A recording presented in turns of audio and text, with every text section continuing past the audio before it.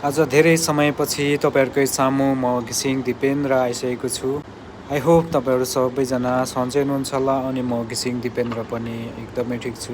मेरो समयको व्यस्तताको कारण मैले कन्टिन्यू भिडियोहरू लिएर आउन सकिरहेको छैन, त्यसको लागि म तपाईँहरूलाई सरी पनि भन्न चाहन्छु।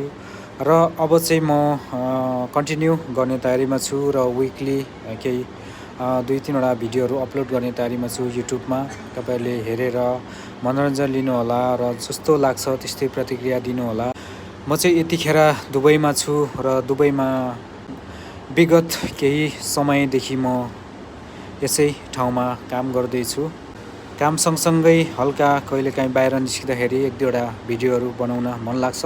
सो भिडियोहरू बनाउने तयारीमा पनि छु म र युएका धेरै ठाउँहरू घुम्ने तयारीमा पनि छु।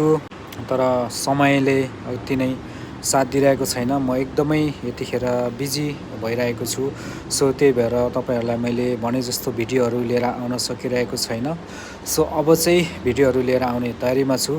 यो चाहिँ रहेको छ बरदुबई र म चाहिँ यतिखेर बरदुबईमा छु र बरदुबईको भिडियोहरू योभन्दा अगाडि पनि मैले हालेको थिएँ।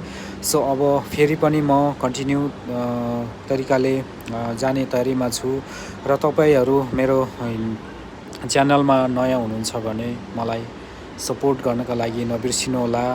आई होप तपाईँहरूले सपोर्ट गर्नुहुनेछ भन्ने आशा राखेको छु र तपाईँहरू पनि च्यानल भर्खरै क्रिएट गर्दै हुनुहुन्छ भने कृपया मलाई कमेन्ट गर्नुहोला। तपाईँहरूलाई पनि म सपोर्ट गर्नेछु।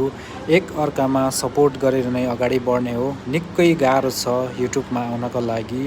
नयाँ क्रिएटरहरूलाई एकदमै च्यालेन्जिङ छ र पनि मैले चाहिँ प्रयास गरिरहेको छु। अब चाहिँ म कन्टिन्यू भिडियोहरू अपलोड गर्दै जानेछु।